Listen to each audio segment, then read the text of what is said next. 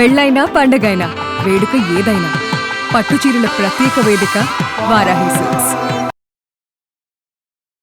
గురుగారు నమస్కారం. శుభమస్తున్నాను. గురుగారు, సూర్యగ్రహణం చంద్రగ్రహణం ఉన్నాయి అని కొంతమంది వాదన. ఉన్నాయి, కొంచెం పాక్షిక ఉంది, ఉన్నట్టే అసలు లేదు అని అంటున్నారు. ఇలాంటివి వినిపిస్తున్నాయి. అసలు గురుగారు, సూర్యగ్రహణం చంద్రగ్రహణం ఈ ఆగస్టులో ఉన్నాయా లేవా? పాక్షిక ఉన్నా సంపూర్ణంగా ఉన్నా పాటించాలా పాటించకూడదు? వాటి ప్రభావం మనుషుల మీద ఉంటుందా, ప్రకృతి పరంగా ఉంటుందా? అసలు ఏంటి ఇదంతా కూడా గురుగారు? గ్రహణము అనేది కొంతమందికి ఏంటంటే కనిపించేంత వరకే గ్రహణం. గ్రహణం మనకు కనిపించదు. మనకు కనిపించినప్పుడు దాని ప్రభావం ఉంటుంది. లేదా వాయువు యొక్క ప్రభావం, అంటే ఆ యొక్క గ్రహం యొక్క మూమెంట్ని బట్టి వాయువు గాలి విస్తరణ బట్టి ఉంటుంది. అంటే రాహు వల్ల కేతు వల్ల వచ్చేటువంటి గ్రహణాలు. సో ఈ రాహు వల్ల వచ్చేటువంటి గ్రహణాలంతా కూడా గాలిని ఎక్కువగా విస్తరింపజేసే అవకాశం, కాంతి విహీనత కూడా ఎక్కువగా ఉంటుంది. సైన్స్ ప్రకారం మాట్లాడుకుంటే ఇది నథింగ్ బట్ పక్షుల మీద ప్రభావాన్ని, నీటి మీద ప్రభావాన్ని చూపిస్తుంది, వ్యక్తుల మీద ప్రభావాన్ని చూపించదు అని సైన్స్ చెప్తోంది. ఓకే గురు. సనాతన ధర్మంలో, ధర్మశాస్త్రంలో మీకు ఈ విషయాలన్నీ కూడా మీకు స్కాంద పురాణంలోనూ అలాగే మనుధర్మశాస్త్రంలో స్పష్టంగా చెప్పబడ్డాయి. ఇది మనిషి యొక్క ప్రవర్తన మీద, బుద్ధి మీద ఎక్కువగా దీని యొక్క ప్రభావం ఉంటుందని చెప్పబడుతోంది. చాలా సైకలాజికల్ డిజార్డర్ వచ్చే అవకాశం ఉంటుంది. అయితే ఇక్కడ వాళ్ళు వాదన, పాశ్చాత్యులు మన యొక్క సైద్ధాంతిక వాదన ఏంటంటే ఎలా ఉంటుంది అన్నటువంటి భావన. సూర్యుడు ఆత్మకారకుడు, సూర్యుడు యొక్క ఆత్మకారకుడు, శరీరానికి కారకుడు. చంద్రుడు మనసుకి, బుద్ధి కారకుడు. ఈ రెండు కారకాలలో రాత్రిపూట వచ్చేటువంటి, అంటే చంద్రగ్రహణ సమయాలన్నీ రాత్రిపూట వస్తాయి కాబట్టి రాత్రి సమయంలో వచ్చే చంద్రగ్రహణాలను కూడా మానసికమైనటువంటి వికల్పానికి దారితీస్తుందని చెప్తారు. పగటిపూట వచ్చేటువంటి గ్రహణాలని కూడా ఈ యొక్క గ్రహణ రేస్, కాంతి అనేది కొన్ని నక్షత్రాల మీద ప్రభావం నెగిటివ్గా చూపిస్తుంది. కాబట్టి అనేవాడు ఈ వీళ్ళకి ఆత్మకార గ్రహంలో ఈ చర్మ సంబంధ అనారోగ్యాలు వచ్చే అవకాశం ఎక్కువగా ఉంటుంది. వాళ్ళకి టెంపర్మెంట్, అంటే సైకలాజికల్ డిజార్డర్ కూడా వచ్చే అవకాశం ఉంటుంది. రాత్రిపూట వచ్చేటువంటి గ్రహణం వల్ల బుద్ధి చాలా ఇబ్బందికరంగా ఉంటుంది. పొద్దున పూట వచ్చే దానిలో సైకలాజికల్ డిజార్డర్ వచ్చే అవకాశం ఉంటుంది. కొన్ని రాశుల వారికి ప్లస్ పాయింట్, కొన్ని రాశుల మైనస్ పాయింట్. ఇక్కడ పాశ్చాత్యుల యొక్క ప్రశ్న, ఒకటే కాంతి విహీనమవుతుంది, సూర్యుని కాంతి భూమి మీద పడుతుంది, చంద్రుడి, సరే మీ అన్నట్టుగా చంద్రుడు రవికి అడ్డం వచ్చాడు, భూమికి రవికి అడ్డం వచ్చాడు, మీరు రాహు మింగుతున్నారు. సరే రాహు మింగాడు అనుకుందాం, రైట్, ఓకే. రాహు మింగినప్పుడు అందరికీ కాంతి ఒకటేగా, మరి అలా ఉండొచ్చు కదా అనే భావన నేర్పినప్పుడు ఇక్కడ నా లాజిక్ ఒకటే విషయం చెప్తాను మీకు. నేను మనకి మొన్న శ్రీశైలంలో ఒక 2 ఏళ్ల క్రితం జరిగినటువంటి ఒక ప్రమాదం, దాదాపు ఇప్పటికి కూడా పాపం వాళ్ళ శరీరాలు దొరకలేదు. అంటే మనకి శ్రీశైలంలో ఆ లోయలో పడినటువంటి విషయం. ఆ శ్రీశైల విద్యుత్ కేంద్రంలో పనిచేసేవారు అందరూ కూడా ఒకటే వ్యక్తులు ఉంటారు, ఒకటే రకం వ్యక్తులు ఉంటారు. అందులో అందరు టెస్ట్ చేయండి మీరు కావాలంటే. మీరు ఒక్కొక్కరికి ఒక డిజార్డర్ ఉంటుంది. ఎందుకుంటుంది అంటే విద్యుత్ అయస్కాంత క్షేత్రాల్లో వచ్చేటువంటి కొన్ని మనిషిని, కొంతమందిని ఏమో బలమైనటువంటి బలహీనంగా చేస్తాయి, కొంతమంది బలహీనంగా చేస్తాయి. I think you not understand. బలమైన బలహీనంగా అంటే బలంగా ఉంటారు వాళ్ళు, కొంత బలహీనలు అవుతారు. బలహీనుల్ని ఎక్కువ బలహీనం చేస్తుంది అది. కాబట్టి అయస్కాంత విద్యుత్ కేంద్రాలకి అది ఉంది అనేది, అంటే ఒక న్యూరోటాన్స్ అనేవి ఉంటాయి, అవి మనల్ని ఇబ్బంది పెడతాయి అని తెలుస్తుంది.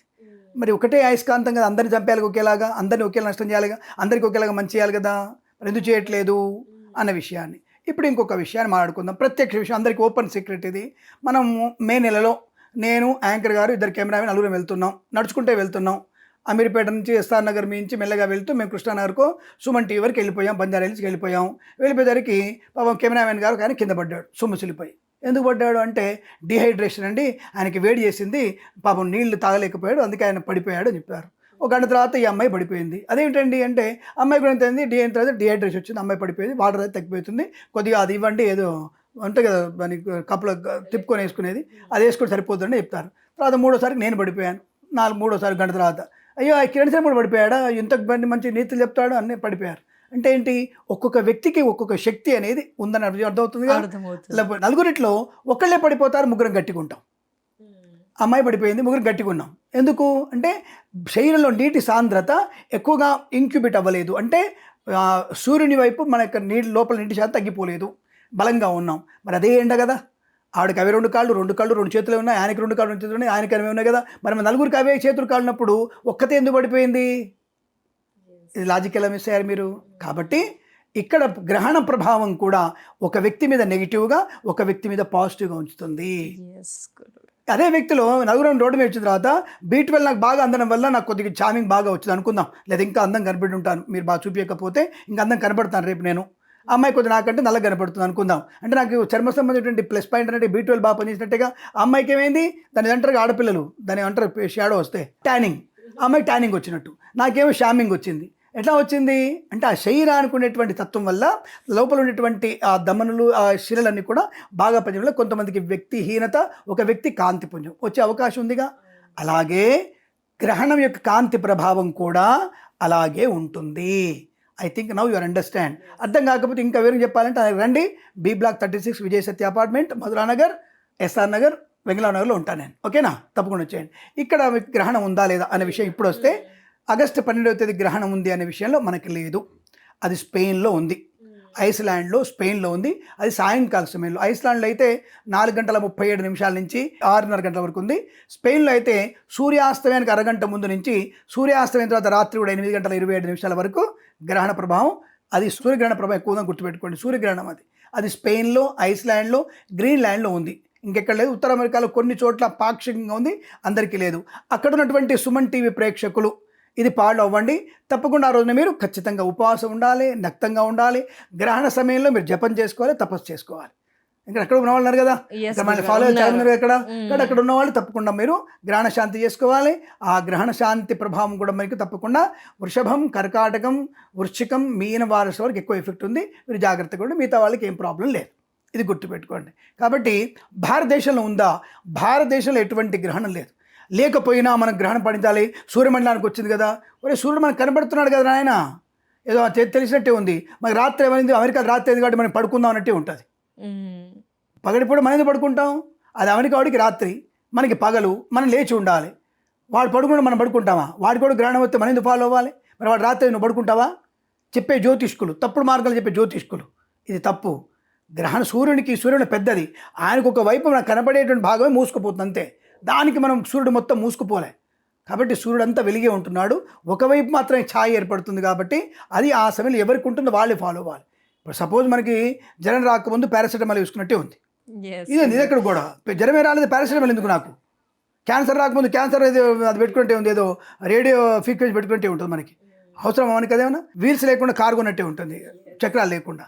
కాబట్టి ఇవన్నీ కూడా పనికిరానటువంటిది. మనకి భారతదేశంలో 12వ తేదీ కానీ 28వ తేదీ కానీ కొంతమందిగా చంద్రగ్రహణం వచ్చేసింది. ఇది సూర్యగ్రహణం, చంద్రగ్రహణం, అది పౌర్ణమి. గ్రహణం ఉంది, నేను యజ్ఞం చేస్తా, యాగం చేస్తా, చెయ్యి, యజ్ఞం చేయి, యాగం చేయి, లోకం మంచిదే. కానీ జనాల దగ్గర అనవసరంగా డబ్బులు గుంజుకొని అటువంటివి చేసే ప్రయత్నం చేయకండి. గ్రహణం రోజు ఎక్కడ సరే జపం చేసుకునే ఉపాసకులు ఉంటారు కొంతమంది. సూర్యునికి జరిగింది, సూర్యోపాసకులు ఉంటారు. సూర్యోపాసకులు, మా అమ్మవారి ఉపాసకులు, వాళ్ళు జపం చేసుకోవాలి. ఇక సూర్యునికి గ్రహణం పడింది కాబట్టి వాడు జపం చేసుకుంటాడు. ఉపాసకులకు మాత్రం ఎందుకు, వాళ్ళకి ఆ దేవుడు వాళ్ళు పూజిస్తారు కాబట్టి వాళ్ళు తపస్సు చేసుకుంటారు. వాళ్ళు నీకు మనం మామూలుగా చేసే పూజలు కాదు. దర్భ వేసుకో అక్కర్లేదు, భోజనం అక్కర్లేదు, గర్భిణీ స్త్రీలు ఎటువంటి పద్ధతులు పాటించక్కర్లేదు. నువ్వు జపం చేసుకో, నార్మల్గా భోజనం చేయొచ్చు, అన్ని చేసుకోవచ్చు తప్ప ఎటువంటి పరిస్థితుల్లో గ్రహణ సమయాన్ని మీరు ఫాలో అవ్వాల్సిన అవసరం లేదు. ఐదర్ 12th ఆగస్టు కానీ 28th ఆగస్టు కానీ నా సూర్యగ్రహణం లేదు, నా చంద్రగ్రహణం లేదు, ఫాలో అవ్వద్దు. అది మనకు లేదు. అంటే రెండు కూడా వెనువెంబడే వస్తున్నాయి కదా గురుగారు. వాటి వల్ల ఏమైనా ప్రభావం ప్రపంచవ్యాప్తంగా కానీ భారతదేశంగా కానీ కొన్ని ఘోరాలు జరుగుతాయి, అలాంటివి వింటూ ఉంటాం కదా సార్, అలాంటి ఇంపాక్ట్ ఉంటుందా సార్? ఒకటి గుర్తుపెట్టుకోండి, గ్రహణాల ప్రభావం ఉంటుంది, సముద్రం మీద ఉంటుంది కాబట్టి ఆటుపోట్లు. ఇప్పుడు స్పెయిన్ దగ్గర ఎక్కడ జరిగినటువంటి 3900 కిలోమీటర్ల దూరం ఉన్నటువంటి ఆ స్పెయిన్ దేశానికి మనకి ఒకవేళ ఏదన్నా భూమి పొరల్లో కానీ సముద్ర పొరల్లో కానీ అవాంతరాలు వచ్చినా అది 800 నుంచి 1000 కిలోమీటర్ల వరకే ఉంటుంది, అంతకు మించి రాదు. అది సునామీ లాంటిది వచ్చినప్పుడే మనకి దాదాపుగా 9,500 కిలోమీటర్ల వరకు ప్రయాణిస్తుంది సునామీ అనేది. కాబట్టి అది ఉంది. కానీ ఈ గ్రహణ ప్రభావం అనే ఆటుపోట్లు అనేవి అంత దూరం ప్రయాణించవు కాబట్టి సముద్రంలో వచ్చేటువంటి ఆటుపోట్లు కానిటువంటిది లేదు. కాకపోతే భౌగోళికంగా కొన్ని ప్రాంతాల్లో అంటే అస్థిరత ఏర్పడడం, అంతర్యుద్ధాలు ఏర్పడడం, మానసిక వికల్పాలు ఏర్పడడం అట్లాంటివి జరుగుతుంటాయి. ఈ రెండు గ్రహణాలు ఎంబడెంబడి రావడం వల్ల కూడా కొన్ని దేశాలకి మనకి ఆ గ్రహణాల ప్రభావం నాకు లేదు. కానీ అక్కడ ఉత్తర అమెరికాలో ఒకే దగ్గర రావట్లా. ఇప్పుడు 12వ తారీఖు వచ్చేది స్పెయిన్లో, ఐస్లాండ్, స్పెయిన్, గ్రీన్లాండ్లో. తర్వాత అమెరికాలో వచ్చేది 28వ తారీఖు ఉత్తర అమెరికాలో పూర్తిగా ఉంటుంది. అంటే కొంతవైపు పూర్తిగా గ్రహణం ఉంది, కొన్ని వైపులో పూర్తిగా లేదు. కాబట్టి రెండు వేరు దేశాలు కదా. ఒకే దేశంలో ఒకే సమయంలో ఒకే ఆయనంలో, అంటే ఉత్తరాయణంలో 2 వచ్చినా ఒకే నెలలో వస్తే ఇంకా ప్రమాదం. కాబట్టి ఒకే నెలలో ఒకసారి రావు, మ్యాక్సిమం రావు. కాబట్టి అవి మనకి లేవు, ఇక్కడ వచ్చినటువంటి దాఖలాలు లేవు. కాబట్టి ప్రపంచానికి కానీ మన దేశానికి కానీ ఎంత వినాశనం వచ్చే అవకాశం లేదు. కొంతమంది చెప్తున్నారు కదా, ఇలాంటివన్నీ విషయాలు చెప్పాలంటే మీరు నిజమైన జ్యోతిష్కులు అయితే మరి పంచాంగ శ్రవణం రోజు ఏం బీకారు మీరు? తప్పుగా అనుకోదు, ఆడపిల్ల ఉంది, తప్పు మాట్లాడాను, మరి అప్పుడు ఏం బీకారు? అప్పుడు కనబడలేదా మనకి? ఇప్పుడు మాత్రమే టీవీల ముందుకు వచ్చేసి ఈ గ్రహణం వల్ల ఇగో ఈ రాహువు ఈ చంద్రుడు ఉన్నాడు, కుజుల్లో మేషంలో ఉన్నాడు, మీనంలో ఉన్నాడు, దీనివల్ల ఇంపాక్ట్ అవుతుంది, ఆ యొక్క యుద్ధం అవుతుంది, ఈ దేశ నాశనం అవుతుంది, ఆర్థిక సంక్షోభం ఏర్పడుతుంది అనేటువంటి ఉపన్యాసాలు ఎందుకు? ఉగాది చెప్పాం కదా, మరి ఉగాది రోజు ఏం చేశారు వీళ్ళందరూ? అప్పుడు అంటే ఎప్పటికప్పుడు వీరు దాన్ని కాల్పనికమైన దృష్టికి తీసుకురాకూడదు. అది కరెక్ట్ అంట, అది కరెక్ట్ కాదని నేను అనట్లేదు, ఎందుకంటే అది శుద్ధ అబద్ధం అంట. నేను నువ్వు చెప్పేది ఉందనుకో అప్పుడే చెప్పు. ఉగాది పంచాంగం అప్పుడే గ్రహణాలు తెలుస్తాయి, ఆయన తెలుస్తుంది. మనకెందుకు సంక్రాంతి పురుష లక్షణం, నెక్స్ట్ ఇయర్ సంక్రాంతి పురుష లక్షణం తెలుసు కదా. మరి నెక్స్ట్ ఇయర్ జనవరి తీసుకున్నప్పుడు ఈ సంవత్సరంలో శ్రావణమాసం తీసుకోలేకపోయినావా?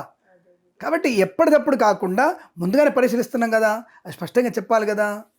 కాబట్టి ఇలాంటివి లేని విషయాలు చెప్పకండి. గ్రహణం వల్ల భారతదేశానికి ఎటువంటి ప్రమాదం లేదు.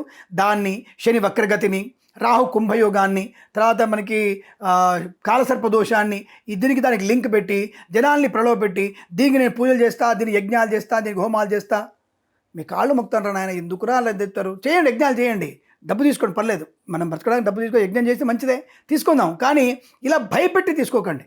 ఏమంటే ఇలా హోమం చేస్తాను, డబ్బులు ఇవ్వండి, నో ప్రాబ్లం, తీసుకోండి, నో ప్రాబ్లం. అంతే తప్ప లేనివి ఎందుకు క్రియేట్ చేస్తున్నారు? మరి ఇలాంటి వాళ్ళు చెప్తే వీళ్ళు దాన్ని ఇంకో రకంగా పంపించేసి ఏదో చేసి మనల్ని ఇబ్బంది పెడతారు. కాబట్టి ధర్మాన్ని నాశనం చేసే ప్రయత్నం చేయకండి. ధర్మానిగా ఉండేట్టుగా చెప్పండి. చెప్పు, నిజం ఉందా, నా దగ్గర నాకు చూపించు, లేదా ఫోన్ చేసి నేనే వస్తాను, ఇగో ధర్మం ఇక్కడ ఉంది, ఈ గ్రహణం వల్ల ప్రభావం ఉందని చెప్పండి, నేను వస్తాను, విని నేనే ఇటువంటి టీవీలో ప్రచారం చేస్తాను. మళ్ళీ గ్రహణం ఉంది, గ్రహణం ఎఫెక్ట్ ఉంది, సూర్యగ్రహణం ఎఫెక్ట్ ఉంది, చంద్రగ్రహణం ఎఫెక్ట్ ఉంది, 28వ తారీఖు మన ప్రాబ్లం ఉంది, 12వ తారీఖు ప్రాబ్లం ఉంది, నేనే గంటాపదంగా అన్ని ఛానల్లో చెప్తాను. నేను ఫ్రీగా నేనే వెళ్ళి చెప్తాను, అమ్మ ప్లీజ్ వీడియో తీసుకొని చెప్తాను అందరికీ, ఓకేనా? లేనప్పుడు ఎందుకు ఇలా ప్రయత్నం చేస్తున్నారు మీరు? కాబట్టి ఇవన్నీ కూడా ఊకదంపుడు ఉపన్యాసాలే తప్ప ఏమి లేవు. నేను ఆ బ్రహ్మస్త్రీ, నేను ఈ బ్రహ్మస్త్రీ, వీడి జాతకాలు తెలియదు. పంచం ఎందుకు? షష్ట్యాంశలు ఎక్కడుందో గ్రహాలు చెప్పండి. షష్ట్యాంశలో గ్రహాలు ఎక్కడుంటే ఏం ఫలితం వస్తుందో చెప్పండి. చెప్పలేరు వీళ్ళు. సో కాబట్టి ఇవన్నీ కూడా అంటే నేను గొప్పని చెప్పట్లా, నేను తక్కువనే చదువుకున్నాను. కానీ పరిశీలించే విధానం కావాలి ఫస్ట్. ఎక్కడదప్పుడు తప్పించుకో తిరిగి అక్కడదప్పుడు ఆ నెలలో ఆ డబ్బులు కొట్టేసి తిందామంటే వ్యూస్ కోసం చేసే ప్రయత్నం చేస్తే మీలాంటి వాళ్ళు తప్పుడు ప్రచారం చేస్తారుగా, గ్యారెంటీ చేస్తారు. మీరు మీకు తెలియదు కాబట్టి చేస్తారు. సో మనం చెప్పిన దాన్ని ఎంతో నమ్ముతారో తెలియదు. నేను గొప్పడని చెప్పట్లేదు, నేను కూడా ఇంతే చదువుకున్నాను, ఇంతే ఇంత సముద్రం, అది ఇంత చదువుకున్నాను, ఒక అర చెంచా చదువుకుంది. కాబట్టి దాంతోనే చెప్తున్నాను నేను. కాకపోతే కొంచెం పిచ్చివాడు నేను, ధర్మశాస్త్రంలో పిచ్చివాడు ఎక్కువ, నేను కొద్దిగా పిచ్చి నాకు ఎక్కువ. కాబట్టి అన్ని పుస్తకాలు చదువుతాను కాబట్టి ఏదో ఒక తెలుసుకొని గట్టిగా మాట్లాడతాను.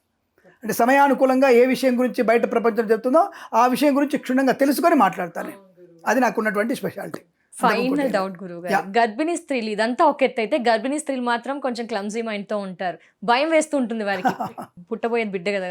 ఏంటి ఫారెన్ లో ఉందని చెప్పారు, ఇక్కడ లేదని చెప్పారు, అక్కడ ఉన్నవారు ఏమైనా ఫాలో అవ్వాలా? యుఎస్ లో కూడా మిమ్మల్ని ఫాలో అవ్వాలి, అదంతా ఫాలో అవ్వాలా? ఏం ఫాలో అవ్వాలి? తప్పకుండా. ఇప్పుడు ఎక్కడెక్కడైతే గ్రహణం కనబడుతుందో అక్కడక్కడ యువతులు, గర్భిణీ స్త్రీలు, పురుషులు తప్పకుండా గ్రహణ నియమాలు పాటించాల్సిందే.